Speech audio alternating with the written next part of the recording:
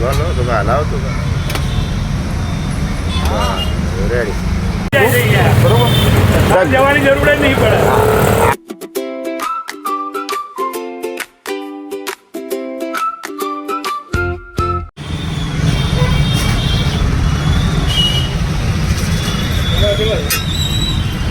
મરચાં નાખવા છે મરચાં આવે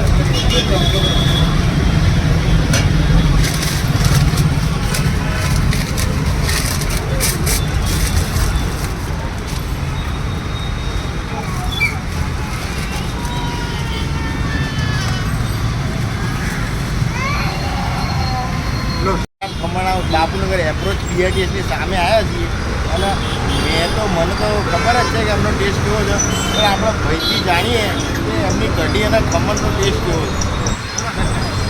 કેવું ના પડે 10 વર્ષ ઓકે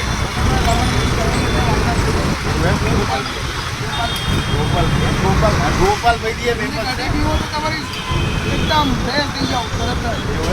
શરદી વર્દી હે ને હલી જાય. મેં આજ સુધી હમણાં જેવી કઢી જે ખમણ જોડે આપણે આખા અમદાવાદમાં ક્યાંય જોઈ નથી. તો તમે પણ આવો અને ટેસ્ટ કરો, અને જો તમને કઢી ના ગમે ને તો મારા કમેન્ટ સેક્શનમાં હે ને મેસેજ કરજો.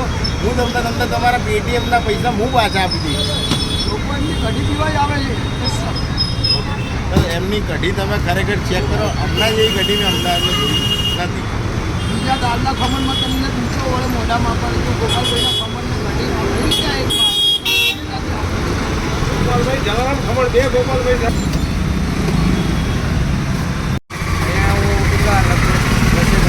લારી ચાલુ છે 10 વર્ષથી વધારે. હું જ્યાંથી 10 વર્ષથી અહીંયા લેવા આવું છું. ખમણ અને ચટણી એકદમ ફર્સ્ટ ક્લાસ આવે છે. એમાં કોઈ પીવું ના પડે. હું જ્યારે બી અહીંયા નીકળું ત્યારે અહીંથી લેતો જ જાઉં છું, અને લગભગ અઠવાડિયામાં 3 થી 4 વાર હું લેતો જાઉં છું અહીંથી. હા, ઘરેથી મને સ્પેશિયલ એમ કહે કે અહીંયાથી લેતા હોય તમે. હમણાં જેવી કઢી ક્યાંય મળે અને એક જગ્યાએ નથી મળતી. તમે દુકાને તમે લેવા જાઓ આવી કઢી મળતી ઘણા ટાઈમથી આવીએ ખમણ ખાવા માટે. કઢી બી જોરદાર, ખમણ બી બહુ જોરદાર હોય છે. ટાઈમ માટે ખાવા આવીએ, ટેસ્ટી. એક વાર તો ખાવા આવવાના જ ખમણ એટલે સારામાં સારા ગોપાલભાઈ. કેવું ખાધા વગર ચાલે? ડેલી ના કરીએ તો ચાલે ખરી? ના ચાલે, ખાધા ના ચાલે એમ. ડેલી સવારે આવી જવું પડે? ડેલી સવારે આવી જવું પડે, રોજ આવી જવું પડે. એના વગર ચેન ના પડે ને? ચેન ના પડે. બરાબર.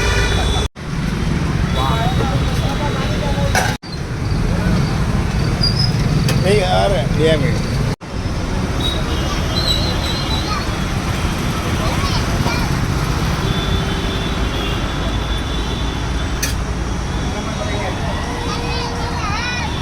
આજે હું આવી ગયો છું શ્રી જય જલારામ ખમણ, જે આવેલ છે બાપુનગર એપ્રોચ બીઆરટીએસ બસ સ્ટેન્ડની એક્ઝેક્ટ સામે. અને ત્યાં મેં ઓલરેડી ખમણ ટેસ્ટ કર્યા હતા, અને એમની કઢી, જે કઢી તમે ખાઓ ને ત્યાં વરસાદના વાતાવરણમાં તો તમારો છે ને કફ છે ને કફ બધો ઢીલો થઈ જાય. તો હું તમને બાપુનગરના જેટલા પણ આજુબાજુ રહેવાવાળા હોય ને, કાં તો તમે અહીંયાથી પસાર થતા હોય ને, તો જરૂરથી એક વખત એને ટેસ્ટ કરજો. શ્રી જય જલારામ ખમણ આ સેટ છે, અને એક વખત એમનો ચહેરો જોઈને જજો, કારણ કે ઘણા બધા જય જલારામ ખમણવાળા છે. તો તમને કદાચ મે બી મિસલીડિંગ ના થાવ તો ખરેખર અહીંયાની જરૂરથી મુલાકાત લેજો. તમે ટેસ્ટો પડાવી